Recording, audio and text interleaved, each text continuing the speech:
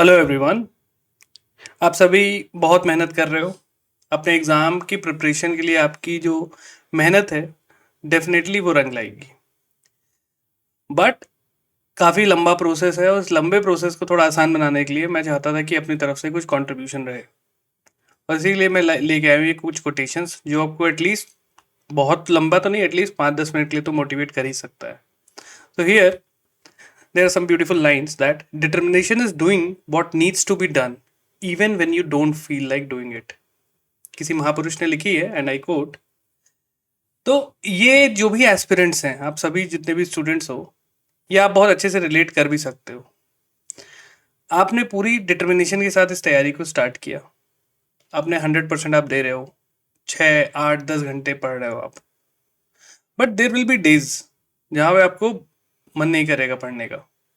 You feel like कि यार कल तो 8 घंटे पढ़े थे, आज थोड़ा कम पढ़ लेते हैं।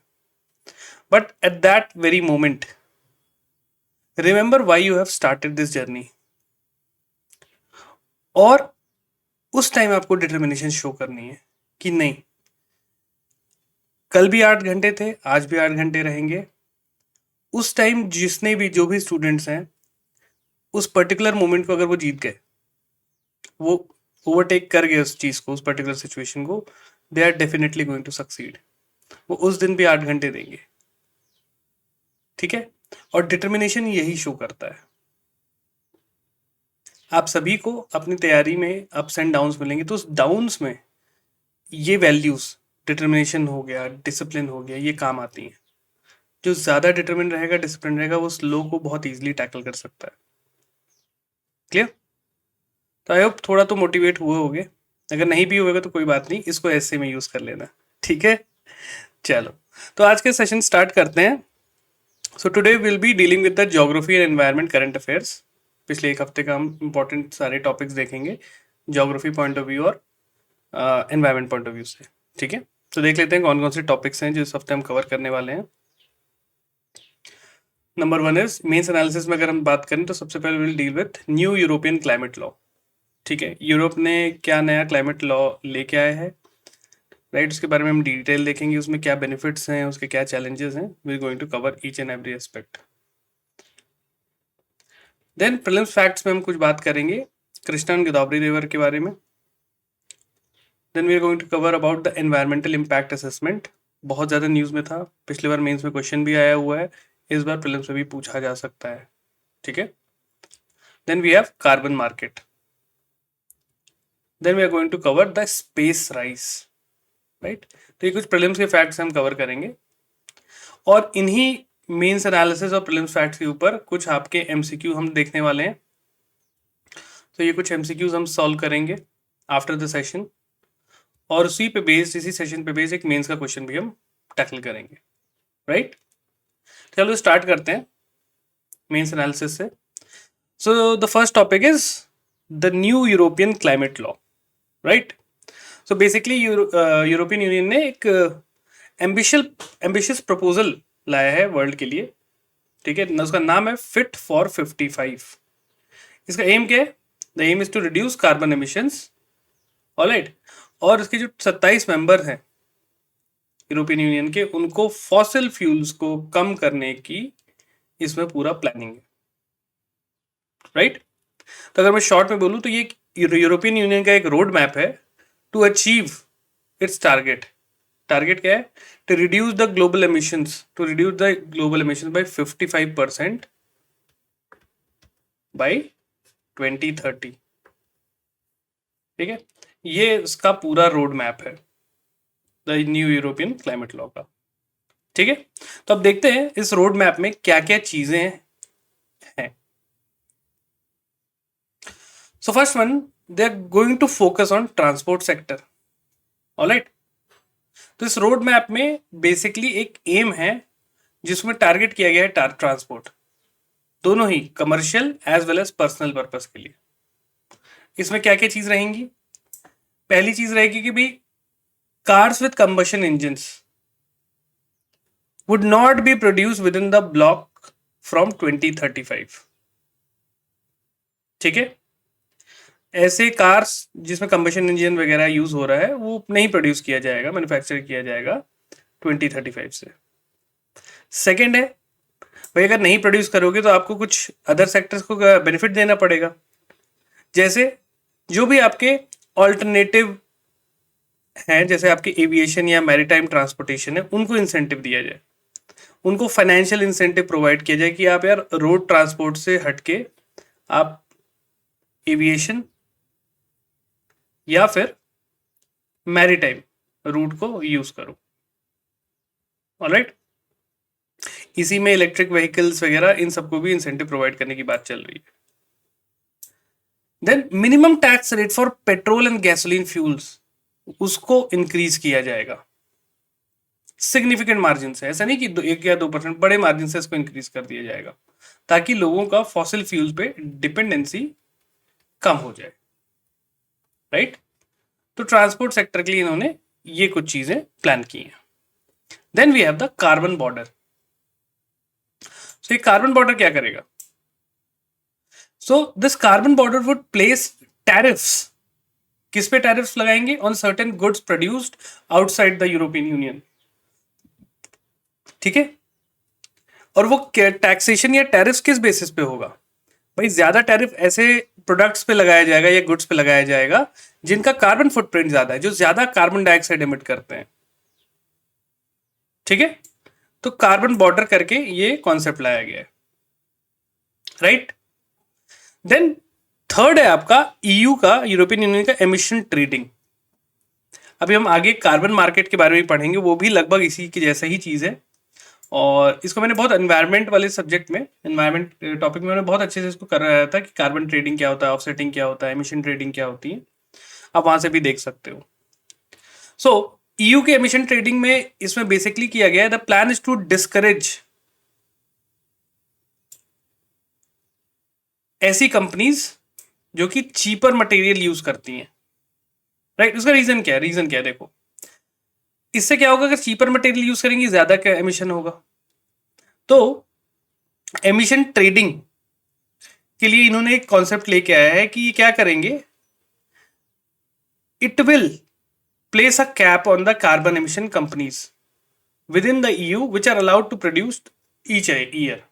जो भी एमिशन वो करती हैं, अगर कंपनीज उस एमिशन टारगेट के ऊपर जा रही हैं, कि अगर लेट्स से कोई ये कंपनी मान लो ये, ठीक है, इसको है कि भाई आप 2 टन CO2 ही रिलीज कर सकते हो, बट अगर वो कंपनी टारगेट के ऊपर जा रही है, ठीक है, वो 4 टन रिलीज कर रही है, तो उसको फाइन देना पड़ेगा। ऑलराइट, तो ये इसका अंदर रोड मैप है पूरा, इसके 3 मेजर कंपोनेंट है। अभी देखो ये हम यूरोप कर रहा है, मैं ये क्यों पढ़ा रहा हूं आपको, इसका रीजन क्या है, इंडिया के लिए क्या फायदेमंद है। इंडिया इस चीज को रेप्लिकेट कर सकती है, सारे कंपोनेंट्स तो नहीं बट कुछ कंपोनेंट्स हम भी कर सकते हैं। जैसे इंडिया में भी इलेक्ट्रिक व्हीकल, ई मोबिलिटी, इनको प्रमोट किया जा रहा है। कार्बन बॉर्डर टाइप की चीजें हम भी ला सकते हैं। ठीक है, तो ये उस रोड मैप के कुछ इंपॉर्टेंट 3 कंपोनेंट्स हैं। क्लियर? अब देखो इसके बेनिफिट्स क्या हो सकते हैं, लेट्स सी। सबसे पहली चीज है, they will spur sustainable economic growth, and this is a correct statement. Reason, भाई अगर आप कोई, इसमें बेसिकली हो क्या रहा है, इकोनॉमी और एनवायरमेंट दोनों को बैलेंस किया जा रहा है। ठीक है, हम उतना ही रिलीज करेंगे जितना कि हमारा एनवायरमेंट सस्टेन कर सकता है, सो दैट हम एक सस्टेनेबल डेवलपमेंट अप्रोच की तरफ आगे बढ़ेंगे। और ये कैसे होगा? अगर कोई कंपनी है, उसको अलाउड ही बस 2 टन CO2 का है, अगर वो ज्यादा कर रही तो एक तो फाइन लगा रहे हैं, सेकेंडली कई बार ऐसा भी होगा कि उनको अगर कोई कंपनी सेटअप हो रही है, जैसे इंडिया में अगर आपने कैंपा के बारे में पढ़ा होगा, कंपेंसेटरी अफॉरेस्टेशन, यहां भी ऐसा है कि अगर कोई कंपनी आ रही है, वो कुछ नेचुरल लैंड को क्लियर कर रही है, तो उनको कंपेंसेटरी अफॉरेस्टेशन या अदर चीजें कर सकते हैं। Okay, second one is they will create jobs. Definitely कोई नए फील्ड आएगी, इलेक्ट्रिक व्हीकल से अगर बात कर लो, वो एक नए जॉब्स क्रिएट करेंगे। ठीक है, third one is they deliver health and environmental benefit for you citizen. Definite correct statement, बिल्कुल सही बात है। अगर हम एमिशंस कम कंट्रोल कर रहे हैं, एयर क्वालिटी अच्छी रहेगी और उससे हेल्थ बेनिफिट होंगे, एटलीस्ट हेल्थ हजार्ड में तो नहीं बदलेगा वो, राइट? तीसरा बेनिफिट है। चौथा बेनिफिट है, it will contribute to the long term goal, long term global competitiveness. ठीक है, ग्लोबल कॉम्पिटिटिवनेस कैसे? अगर भाई यूरोपियन यूनियन ये अच्छा काम कर सकता है तो बाकी देश क्यों नहीं कर सकते हैं? तो वो बाकी देश भी आएंगे, यार यूरोप ऐसा कर रहा, हमें भी ऐसा करना चाहिए। इससे ग्रीन टेक्नोलॉजीज, रिन्यूएबल एनर्जी, इन सब पे फोकस बढ़ेगा, राइट? तो ये कुछ इसके बेनिफिट्स हैं, and all this things can be replicated very easily in India also. कुछ जो डेवलप्ड देश है कुछ ऐसी चीज करते हैं, वो एक जो डेवलपिंग कंट्रीज होती हैं उनके लिए एक रोड मैप, एक एग्जाम्पल, एक इंस्पिरेशन सेट करते हैं। ठीक है, बट बेनिफिट्स के साथ कुछ कुछ चैलेंजेस भी हैं। चलिए देखते हैं क्या क्या चैलेंजेस हैं। पहला है पुअर मेंबर स्टेट्स। अब देखो, इन सब चीजों को करने के लिए पैसे लगेंगे। अब यूरोपियन यूनियन के सारे देश पैसे वाले तो है नहीं, सो उनको ये चीजें इंप्लीमेंट करने में डिफिकल्टी आएगी, राइट? सो पहला चैलेंज तो ये है। दूसरा है, they are divided on other issues. बहुत सारे अदर इश्यूज भी हैं जिसपे देश आपस में बटे हुए हैं ओपिनियन वाइज, राइट? जैसे rule of law to human rights. ठीक है, ये भी डिबेटेबल है वहां पे। कुछ लोग, कुछ देश यहाँ पे बोलते हैं कि ये चीजें होनी चाहिए, कुछ लोग बोलते हैं ये चीजें नहीं होनी चाहिए ह्यूमन राइट्स के रिलेशन में। तो वो अदर इश्यूज भी हैं जो कि देशों को एक साथ आने में प्रॉब्लम क्रिएट कर सकते हैं, राइट? तो एक ये चीज है। सेकंड है, थर्ड है, not enough to limit global warming. क्या चीज नहीं है? देखो, भले ही अगर जो एक्सपर्ट्स बोलते हैं कि टेक्नोलॉजिकली और इकोनॉमिकली ये जो प्लान है, ये पॉलिसी चलो हमने इंप्लीमेंट कर दी, हमने बैंक से लोन ले लिया, जो भी ले लिया, हमने इस पॉलिसी को इंप्लीमेंट कर दिया, but even then it will not be sufficient to limit the global warming to 1.5 degree Celsius. ये 1.5 डिग्री सेल्सियस एक गोल्डन नंबर है। अर्थ का एवरेज टेम्परेचर ये है, और इसके ऊपर अगर बढ़ रहा है अर्थ का टेम्परेचर तो there will be flood, drought and इस टाइप की चीजें हो सकती हैं। तो यही एक्सपर्ट्स यही बोल रहे हैं कि इवन अगर आपके पास टेक्नोलॉजी है और इकोनॉमिकली साउंड भी हो और आपने पॉलिसी इंप्लीमेंट भी कर दी, नया climate law, it won't be sufficient to limit the temperature at 1.5 degree Celsius. इसके बावजूद ये टेम्परेचर बढ़ जाएगा, क्योंकि यूरोपियन यूनियन तो एक छोटा सा ब्लॉक ही है ना, हम पूरे अर्थ की बात कर रहे हैं, राइट? अदर डेवलपिंग कंट्रीज, देखो वही बात आ गई कि ईयू ने काम किया ना। अगर पूरा रेस्ट ऑफ द वर्ल्ड ये काम नहीं कर रहा है तो इसने जो बेनिफिट मिले हैं इसके, वो अदर कंट्रीज अगर नहीं कर रहे तो it will be balanced out और कोई खास फर्क नहीं पड़ेगा। और जो डेवलपिंग कंट्रीज हैं उनके ग्लोबल एमिशंस बढ़ रहे हैं, राइट? तो ये कुछ चैलेंजेस हैं जिसके बारे में हमें सोचना पड़ेगा। ऑलराइट, चलो, तो हुआ क्या, क्या किया जा सकता है? What is the need of the hour? So the need of the hour is कि देखो, जो यूरोपियन यूनियन है, it accounts for around 8% of the world's carbon emission, fossil fuels अगर हम बात करें। तो अगर राइजिंग टेम्परेचर है, देखो आप सबने पढ़ा ही होगा, अभी देख ही रहे होगे, जैसे कनाडा में हीट वेव आई थी, जर्मनी में अभी फ्लैश फ्लड्स आए हैं, और लास्ट ईयर जैसे फ्रांस और इटली में हीट वेव्स वहां भी थे। तो जो यूरोपियन यूनियन का ये जो पूरा पोर्शन है, they are facing the climate extremities. ठीक है, तो इसके लिए अगर हम बोले कि नीड ऑफ द आवर क्या है, need of the art is to contain the rising temperature. और वो कैसे हो सकता है? हमें जितनी भी बड़ी इकोनॉमीज हैं, जैसे यूएस हो गया, चाइना हो गया, इनके साथ एक बहुत अच्छा हमें रिलेशन बनाना पड़ेगा, और हमें एक साथ एक व्यू रखना होगा ग्लोबल क्लाइमेट चेंज को डील करने के लिए। तभी, क्योंकि अगर जो मेजर एमिटर्स हैं वही आपके साथ नहीं है तो आप कुछ भी कर लो, यू विल बी इंपैक्टेड।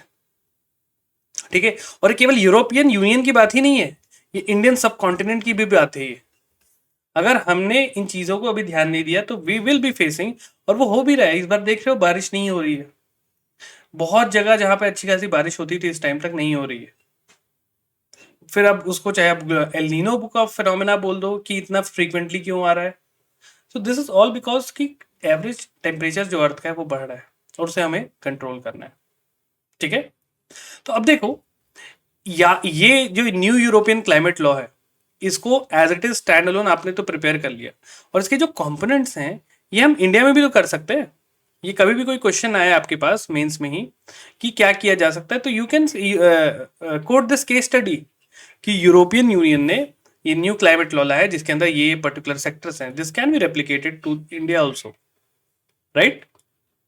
तो ऐसे आप इस चीज को यूज कर सकते हैं। ठीक है, क्लियर हुआ आपको ये पूरा कॉन्सेप्ट? या एक आंसर राइटिंग फॉर्मेट में ही मैंने इसको लिखा भी है, आपके सामने प्रेजेंट किया है, इंट्रोडक्शन दिया है, उसके अंदर क्या क्या कंपोनेंट्स हैं वो हमने देखा, उसके बेनिफिट्स हमने देखे, उसके चैलेंजेस हमने देखे, और what should be the way forward. ऐसे ही तैयारी करनी है अपनी। ठीक है, चीजों को ब्रेक करो एक मेंस के आंसर फॉर्मेट में। चलो नेक्स्ट देखते हैं कुछ प्रीलिम्स के फैक्ट्स। हाय, अगर आपको ये वीडियो पसंद आया और आप पूरा का पूरा लेक्चर देखना चाहते हैं then please enroll in our current affairs course.